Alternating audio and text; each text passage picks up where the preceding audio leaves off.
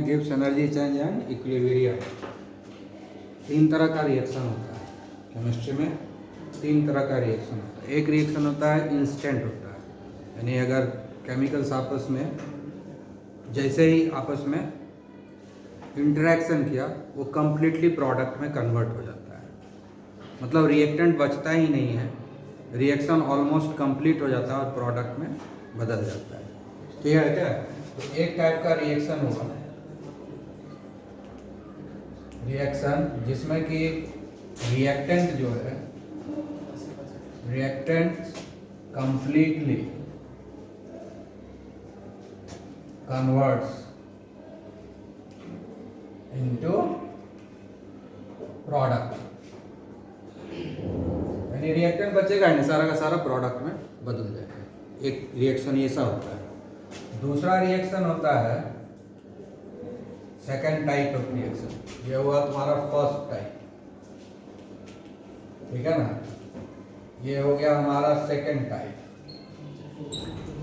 जिसमें रिएक्शन जो है रिएक्शन प्रोडक्ट बनता ही नहीं है। Reactant converts into product in very less quantity,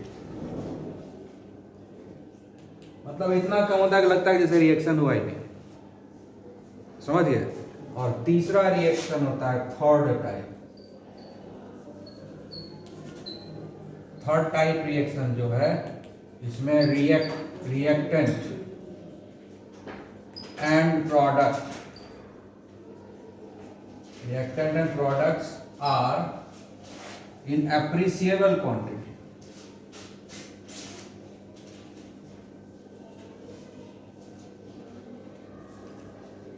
reactant और प्रोडक्ट दोनों रहेगा, मतलब ये कभी कंप्लीट होगा ही नहीं रिएक्शन। ये है कि ऑलमोस्ट कंप्लीट हो गया। पहला क्या हो गया? ऑलमोस्ट कंप्लीट हुआ। दूसरा ऐसा है कि रिएक्शन लगता है कि हुआ ही नहीं। और तीसरा रिएक्शन होते रहेगा पूरी जिंदगी लेकिन कभी कंप्लीट नहीं होगा। बीरबल का खिचड़ी बोलते हैं, बनाओ बनाओ बनाओ, कभी खिचड़ी बनेगा ही नहीं। बन रहा है बन रहा है बन रहा है, लेकिन कभी पूरा होगा ही नहीं। उसी से दो एक एक डब्बू निकाल के खाते जाओ, लेकिन कभी वो चूल्हा पर से उतरेगा नहीं वो खिचड़ी वाला डब्बा।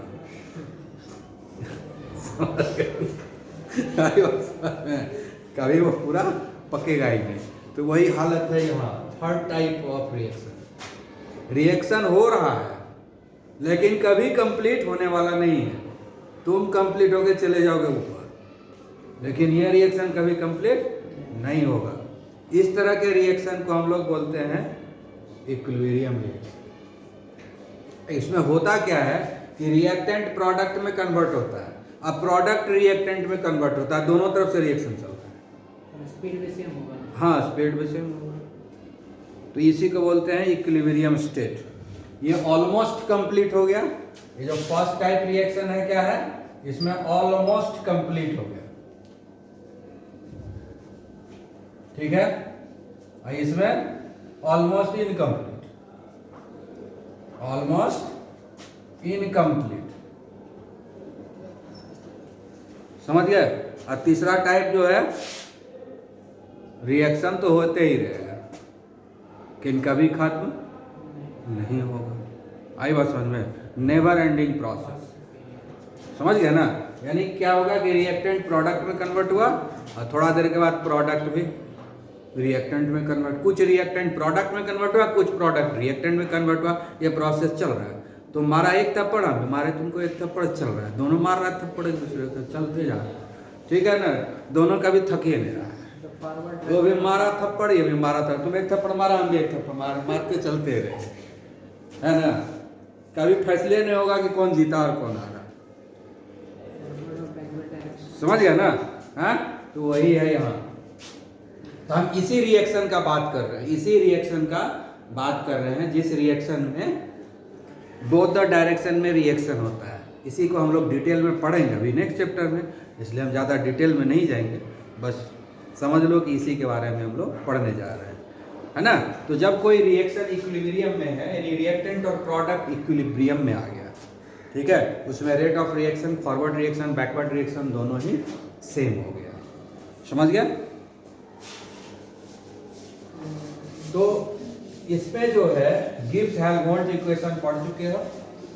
वही गिब्स हैं, उन्होंने एक रिलेशन दिया। उन्होंने कहा कि ठीक है, गिब्स एनर्जी चेंज, एक मान लो कि हम लोग हाइपोथेटिकल रिएक्शन लेते हैं, A प्लस B, ये दोनों रिएक्ट किया और बना लिया C प्लस D, और C प्लस D रिएक्ट किया, बना लिया A प्लस B।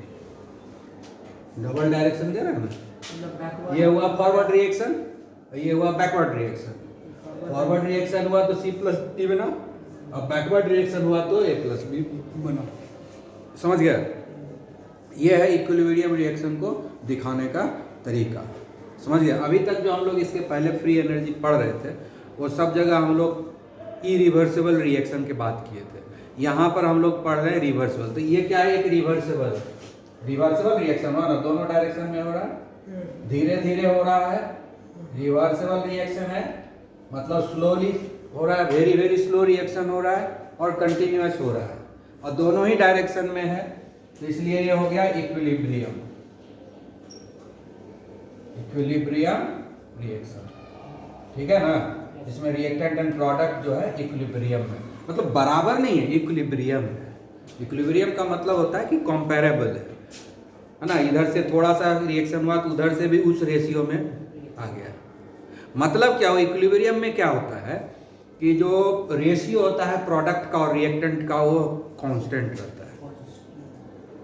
ठीक है, दोनों बराबर नहीं होता है, रिएक्टेंट और प्रोडक्ट बराबर नहीं होता है, लेकिन रिएक्टेंट और प्रोडक्ट का जो क्वांटिटी होता है ना, उसका रेशियो हमेशा सेम रहेगा पूरी जिंदगी, जब तक रिएक्शन को तुम ऑब्जर्व करते रहोगे। ठीक है ना, जब भी ऑब्जर्व करोगे, जिस समय भी ऑब्जर्व करोगे। तो शुरुआत में इक्विलिब्रियम में नहीं होता। शुरू में क्या होता है कि A प्लस भी बहुत तेजी से रिएक्शन करता है, क्योंकि जब हम दोनों को मिक्स किए उसमें तो कोई प्रोडक्ट है ही नहीं। तो शुरू में जो है रेट ऑफ फॉरवर्ड रिएक्शन जो होता है वो बहुत फास्ट होता है। उसके बाद थोड़ा सा प्रोडक्ट बन गया, जब एप्रिसिएबल क्वांटिटी में प्रोडक्ट बन गया तो प्रोडक्ट भी आपस में टकराने लगा, और वो प्रोडक्ट आपस में रिएक्ट करके रिएक्टेंट में कन्वर्ट होने लगा। तो शुरू में क्या होता है, रेट ऑफ फॉरवर्ड रिएक्शन ज़्यादा होता है, रेट ऑफ बैकवर्ड रिएक्शन कम होता है। इसी तरह से इसका फॉरवर्ड रिएक्शन का रेट जो है धीरे धीरे कम होने लगता है, और बैकवर्ड रिएक्शन का रेट बढ़ने लगता है। एक समय आ जाता है दोनों का लगभग बराबर हो जाता है। समझ गए, वही सिचुएशन है स्टेट ऑफ इक्विलिब्रियम। आ गया समझ में? हाँ, तो ऐसे केस, अब जब केमिकल रिएक्शन है तो फ्री एनर्जी तो आएगा ही। केमिकल रिएक्शन है तो फ्री एनर्जी तो आएगा ही। तो इसके लिए एक रिलेशन दिए, डेल्टा जी और डेल्टा जी नॉट में रिलेशन दिए। डेल्टा जी और डेल्टा जी नॉट, मालूम है ना नॉट का क्या मीनिंग है? वीडियो पढ़ाई। स्टैंडर्ड स्टेट में जब हम फ्री एनर्जी को स्टडी करते हैं तो उसमें नॉट साइन देते हैं। ठीक है ना, स्टैंडर्ड स्टेट में बता चुके हैं क्या होता है। ठीक है ना, उधर हेस लॉ पढ़ाया ना, वहाँ पर पूरा डिटेल में डिस्कस किया हुआ है। हेस लॉ ऑफ समेशन रिवीजन कर लो। ठीक है, तो इस दोनों के बीच में वो रिलेशन दिए। ये रिलेशन वो कैसे बना है ये नहीं बताया गया, वो खुद बना दिया। RT-ln-Q, ये कब है? जब रिएक्शन इक्विलिब्रियम में नहीं है, नॉट इन इक्विलिब्रियम। जब इक्विलिब्रियम में नहीं है तो हम लोग A लिखते हैं, ln-Q, और इसी को जब ये इक्विलिब्रियम में आ जाएगा तब लिखेंगे RT-ln-K। ठीक है, इन इक्विलिब्रियम।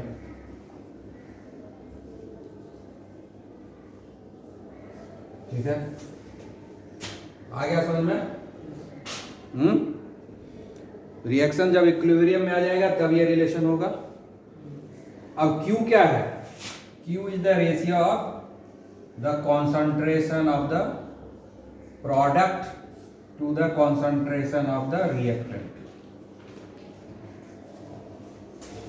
Q क्या है? Ratio of the concentration of the product to concentration of the reactant, ठीक है।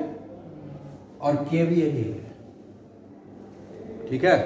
ये जब इक्विलिब्रियम में नहीं है, नॉट इन इक्विलिब्रियम, तो ये सिंपली रेशियो हो गया। इसको बोलते हैं रिएक्शन कोसेंट। इसको क्या बोलते हैं? Reaction quotient. यही Q जो है K बन जाएगा जब इक्विलिब्रियम में आ जाएगा।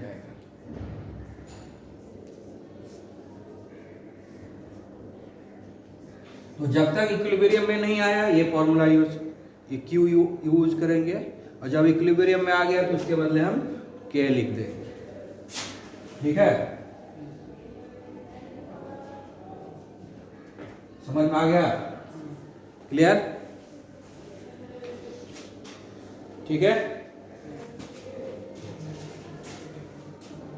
अब देख, मिटा दे इसको।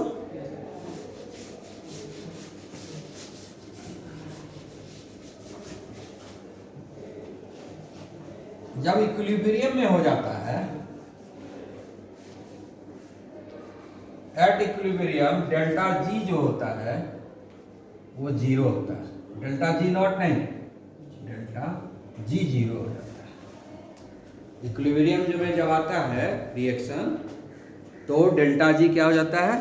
जीरो हो जाता है, ठीक है।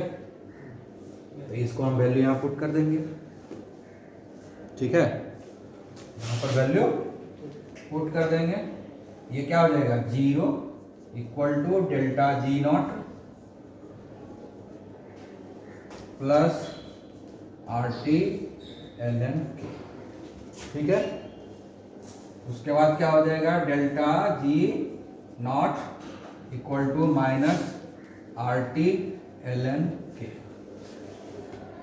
हो गया। K को क्या बोलते हैं? Equilibrium constant. K क्या हो गया? Equilibrium constant. Q क्या हो गया? Reaction quotient. Q क्या हो गया? Reaction quotient. K क्या हो गया? इक्विलिब्रियम कांस्टेंट, ठीक है ना। रेट ऑफ रिएक्शन जितना ज़्यादा होता है उतना ज़्यादा इक्विलिब्रियम कांस्टेंट होता है। प्रोडक्ट जितना ज़्यादा बनेगा उतना ज़्यादा K का वैल्यू होगा, ठीक है। समझ में आ गया यहाँ तक? क्लियर? हाँ। अब इसको ये जो है न्यूमेरिकल बनाने में यूज करते हैं।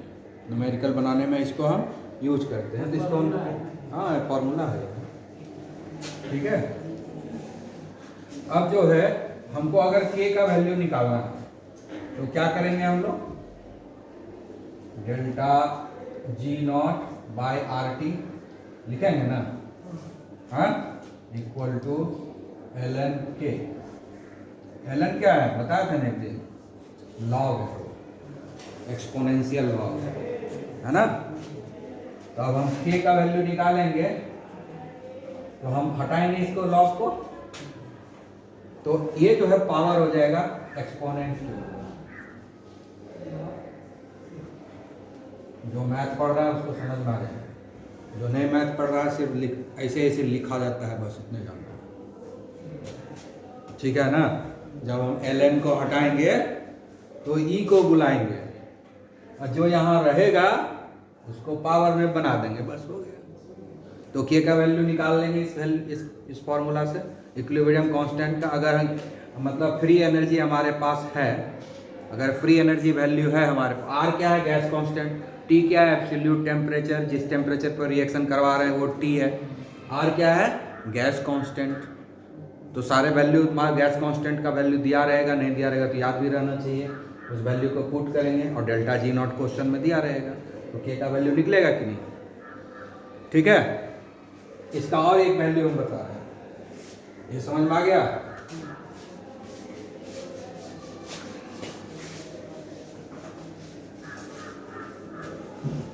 अब इसको हम लोग कन्वर्ट करते हैं LOG में, ठीक है।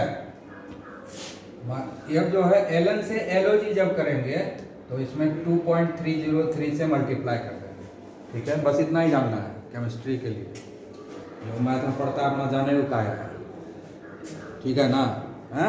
ln से LOG में जब कन्वर्ट करते हैं तो उसमें हम 2.303 से मल्टीप्लाई कर देंगे, ठीक है, और ln के जगह LOG लिख देंगे। LOG मतलब लॉग, बेस हो गया 10, जैसे यहाँ बेस है एक्सपोनेंशियल e, उसी तरह से इसमें बेस क्या हो गया 10, ठीक है।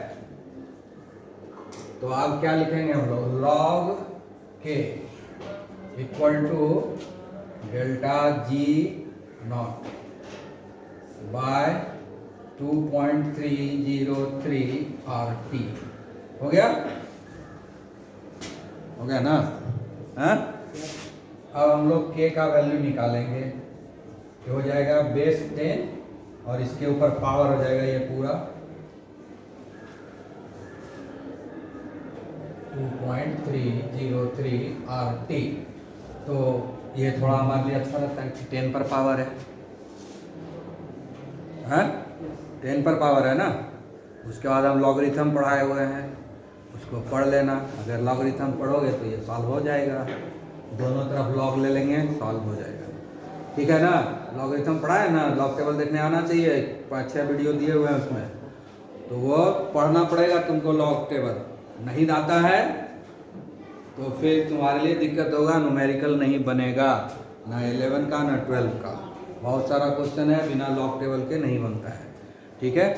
फाइनल एग्जाम में क्या होता है, जिस लॉग का ज़रूरत रहेगा उस लॉग का वैल्यू दे दिया जाता है। हम लोग के ज़माने में लॉग टेबल लेके जाते थे, अब एकदम फ्रेश नया, जिस पर कुछ नहीं लिखा हो, लॉग टेबल यूज़ करते थे, फिर इन्विजिलेटर को दे देते थे, जब ज़रूरत है मांगते थे, देखते थे, फिर वापस देते। अब वो सिस्टम बंद हो गया। अब क्या होता है कि लॉग जो है, जिस वैल्यू जो वैल्यू का ज़रूरत पड़ेगा क्वेश्चन में ही उसका वैल्यू लिख देता है, ठीक है। तो लॉग टेबल का ज़रूरत नहीं पड़ता, लेकिन घर में तो तुमको लॉग टेबल लगेगा, तुमको प्रैक्टिस करना पड़ेगा, तुमको लॉग टेबल देखने आना चाहिए। जैसे CBSE बोर्ड, ICSE वाला तो लॉग टेबल जानता होगा देखने, क्योंकि लॉग है। CBSE वाले के लिए जहाँ हटा दिया गया, पुराने ज़माने में था 2006 तक लॉग टेबल था 9th में, लेकिन अब हट गया। ICSE में अभी भी है, ठीक है। आया समझ में? तो इक्विलिब्रियम कांस्टेंट का वैल्यू हम निकाल सकते हैं।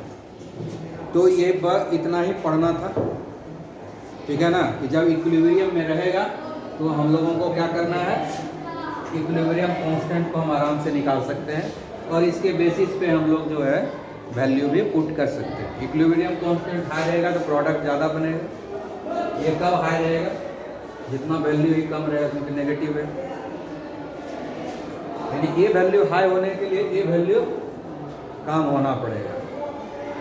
पावर में है ना, माइनस में, तो जितना वैल्यू कम रहेगा उतना बड़ा वैल्यू ही आएगा, और जितना वैल्यू इस पर बड़ा हो जाएगा ये पावर में, उतना ही ये छोटा हो जाएगा, है ना। तो इससे हम पता कर सकते हैं, समझ गए। अगर ये वैल्यू 0 हो जाए तो के का वैल्यू 1 हो जाएगा, के का वैल्यू 1 हो जाएगा। आई बात समझ में? तो कंडीशन बचा है, वो कंडीशन को हम लोग डिस्कस कर लेंगे नेक्स्ट पीरियड में, ठीक है। क्लियर? तुम लोग कब एग्जाम है? नहीं ना, समझ में आ गया ना?